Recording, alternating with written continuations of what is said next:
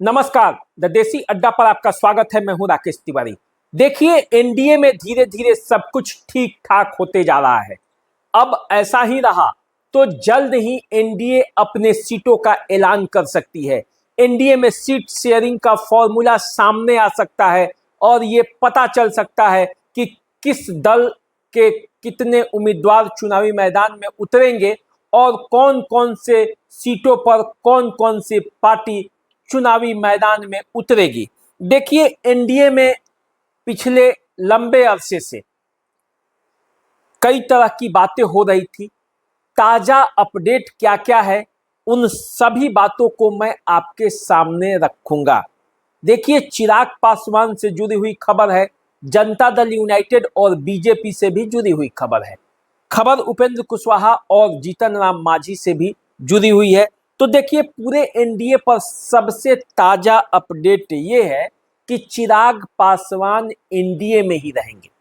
चिराग पासवान कहीं जाने वाले नहीं है।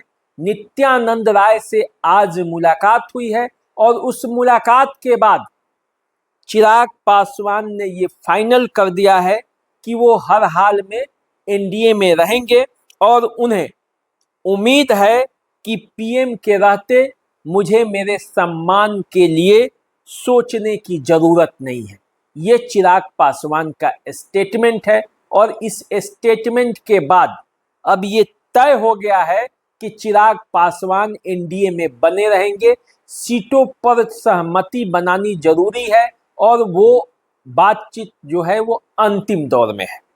अब देखिए, इधर क्या हुआ है। जनता दल यूनाइटेड और बीजेपी दोनों की संयुक्त बैठक हुई है। दोनों की संयुक्त बैठक सम्राट चौधरी के आवास पर हुई है।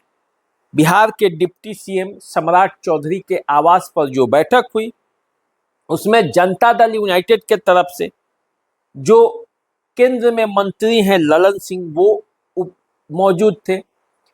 जनता दल यूनाइटेड के कार्यकारी अध्यक्ष संजय झा थे। प्रदेश अध्यक्ष जो हैं उमेश कुशवाहा वे थे, विजय चौधरी थे और ललन सर्राफ जो कि जनता दल यूनाइटेड के नेता हैं वो थे।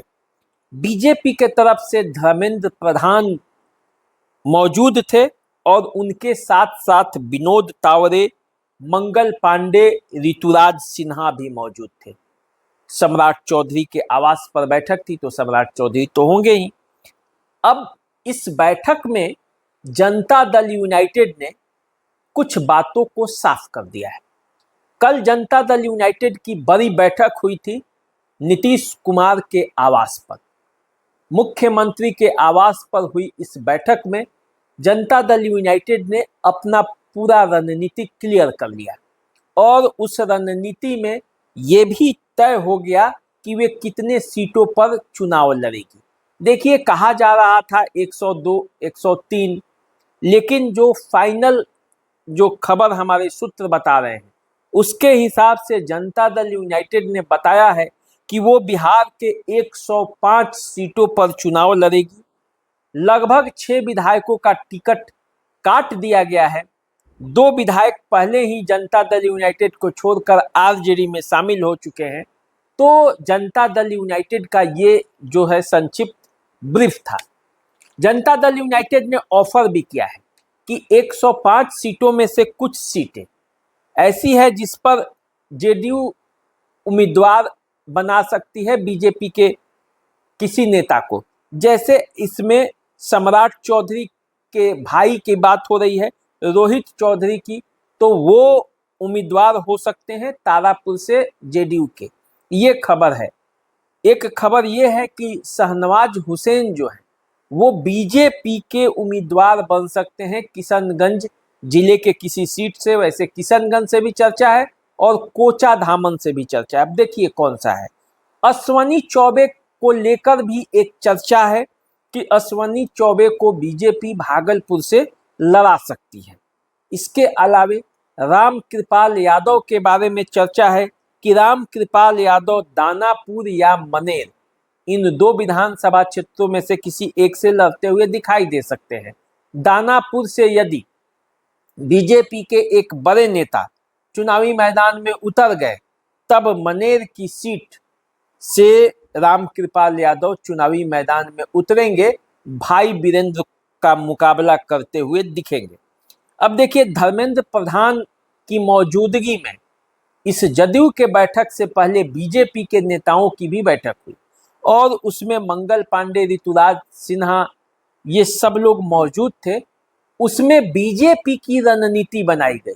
बीजेपी ने जो बैठक करके फैसला किया है, बीजेपी के जिन उम्मीदवारों की सूची फाइनल की गई है, जिनको हरी झंडी भी दे दी गई है, बीजेपी का आगे का रणनीति क्या होगा वो सब कुछ तय हुआ। क्योंकि ऐसा माना जा रहा है कि जनता दल यूनाइटेड ने अपनी बातों को सामने रख दिया है और बीजेपी को इस बात की जवाबदेही दी है कि जितने भी घटक दल हैं, क्योंकि बीजेपी बड़ी पार्टी है, तो जितने भी घटक दल हैं, जीतन राम मांझी, उपेंद्र कुशवाहा और चिराग पासवान, इनको संभालने की जवाबदेही उनकी है, उनको नॉर्मल करने की जवाबदेही उनकी है। तो बीजेपी अब इन गतिविधियों में लगी हुई है।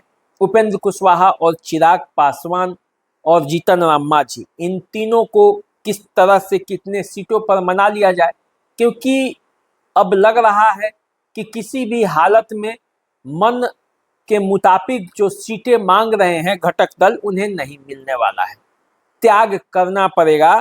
क्योंकि जदयू यदि 105 सीटों पर चुनाव लड़ेगी तो फिर तो सीट कहां से आएंगे। देखिए, पिछले चुनाव का ही फॉर्मूला लगभग अपना रही है बीजेपी और जनता दल यूनाइटेड। कुछ सीटों पर कंप्रोमाइज कर रही है, क्योंकि तब लोजपा इस गठबंधन में नहीं थी। तो देखिए, जनता दल यूनाइटेड पिछले बार, जो जनता दल यूनाइटेड का पूरा कोटा था 122 सीटों का था और भाजपा का पूरा कोटा 121 सीटों का था। जनता दल यूनाइटेड 115 सीटों पर अपना उम्मीदवार उतारी थी और बीजेपी 110 सीटों पर। 7 सीट उसने जीतन राम मांझी को जदयू ने दे दिया था और बीजेपी ने 11 सीट वीआईपी को दे दिया था। अब इन सीटों को अब कैसे बीजेपी और जेडीयू देगी चिराग पासवान को, ये समझना है, क्योंकि इस गठबंधन में उपेंद्र कुशवाहा भी शामिल हो गए हैं। तो अब यही पेच है, अंतिम मामला कैसे होगा, कितने सीटों पर मना लिया जाएगा, ये देखने वाली बात है। लेकिन जीतन राम मांझी भी कह रहे हैं कि भले सीट पर एक भी नहीं लड़ेंगे, वो एनडीए के साथ रहेंगे। चिराग पासवान भी अब कह चुके हैं एनडीए नहीं छोड़ेंगे। उपेंद्र कुशवाहा भी साथ हैं। उपेंद्र कुशवाहा ने वैसी कभी कोई बात नहीं की है जिससे मामला गड़बड़ हो, लेकिन उपेंद्र कुशवाहा भी अपने उम्मीदवारों की सूची सौंप दी है कि इन्हीं सीटों में से कौन सी सीट होगी जो उनके लिए छोड़ी जाएगी, उसमें भी उन्होंने अपना कैटेगरी जता दिया है। इसके बाद जीतन राम मांझी को आप जानते हैं, जीतन राम मांझी प्रदेश में अपना मान्यता प्राप्त पार्टी चाहते हैं और इसीलिए वो कम से कम 15 सीटों पर अड़े हुए हैं, जो किसी भी कीमत पर मिलने नहीं जा रहा है। तो देखिए क्या होता है। एनडीए को लेकर सबसे ताजा अपडेट यही था जिसे मैंने आपको बता दिया। तो चलिए, आप हमारे साथ बने रहिए, देखते रहिए द देसी अड्डा। चैनल को सब्सक्राइब कर लीजिए, फेसबुक इंस्टाग्राम पे हमें फॉलो कीजिए। अभी दीजिए इजाजत, नमस्कार।